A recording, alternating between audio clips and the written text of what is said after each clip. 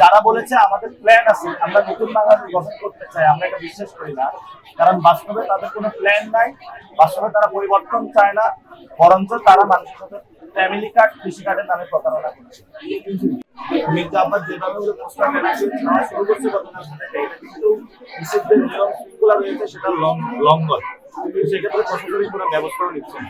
এই জন্য আমরা বলবো যে আপনি র্যাবের উপরে অ্যাটাক হয়েছে, বিভিন্ন জায়গায় কিন্তু অ্যাটাক হচ্ছে। আমাদের এক ভাইকে তারা মেরেছে, সেটা কোনো অ্যাকশন নেয়নি। আমরা শাহবাগ থানায় গিয়েছিলাম, তারা মামলা নেয়নি।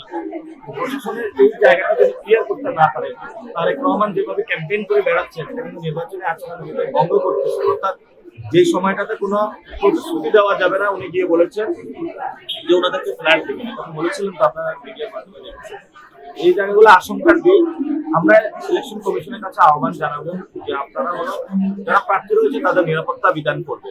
আর আমাদের যারা অপোজিটে রয়েছে বা প্রতিযোগী রয়েছে, তারা ভয় পেয়েছে এবং ভারসাম্যহীন হয়ে পড়ছে। তারা কখনো বলছে আমরা নাকি তাদের সাথে দুষ্টমি করি, আমরা মানুষের সাথে প্রচার করছি ওরা কেন দুষ্টমি ফিল করবে। অর্থাৎ মানুষের যখন একটা সময় চলে আসে, মনে করে যে তার বিশ্রাম নেওয়া প্রয়োজন, ওই সময় কেউ যদি নতুনত্বের কথা বলে, পরিবর্তনের কথা বলে, তাদের কাছে দুষ্টমি প্রয়োজন। তো আপনারা প্লিজ এই দুষ্টমিটা অ্যাকসেপ্ট করবেন পরিবর্তনের জন্য। যে আমরা আমাদের যে লিফলেটটা বলেছি, আমরা প্রথমটা হলো সন্ত্রাস, তাহলে আপনি নিরাপদ থাকেন। সেকেন্ড ওয়ান হলো চাঁদাবাজি, তাহলে ব্যবসায়ীদের নিরাপদ থাকে।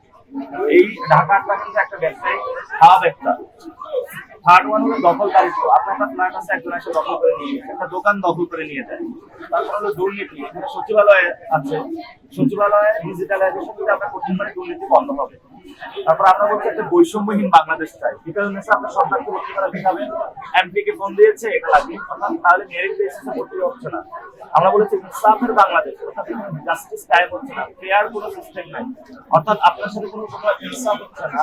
বিভিন্ন জায়গায় যখন যাবেন, যারা সমাজে প্রভাবশালী লবিং করতে পারে, তাদের প্রতি ইনসাফ আছে, সাধারণ মানুষের ইনসাফ হয় না। হসপিটালে যখন একজন রোগী যায়, উনি কোথায় কতটুকু ডাক্তারের জোর আছে তাকে চিকিৎসা করা হয়। এবং এই ঢাকা শহরে কারণ বাজার থেকে বিভিন্ন জায়গায় সিন্ডিকেট করে রাখা হয়, ফলত দাম বৃদ্ধি হচ্ছে। ইনশাল্লাহ আমি পার্লামেন্টে গেলে ওই দিনে আমি সিন্ডিকেটের বিরুদ্ধে কথা বলবো, এবং সিন্ডিকেটটা অনেক বড় শক্তিশালী। শেখ হাসিনার সময় সিন্ডিকেট ছিল, এখনো আছে, জাস্ট লোকগুলা পরিবর্তন হয়েছে, সিন্ডিকেট পরিবর্তন হয়। যারা বলেছে আমাদের প্ল্যান আছে, আমরা নতুন বাংলাদেশ গঠন করতে চাই, আমরা এটা বিশ্বাস করি না। কারণ বাস্তবে তাদের কোনো প্ল্যান নাই, বাস্তবে তারা পরিবর্তন চায় না, বরঞ্চ তারা মানুষের সাথে ফ্যামিলি কার্ড, কৃষি কার্ডের নামে প্রতারণা করছে।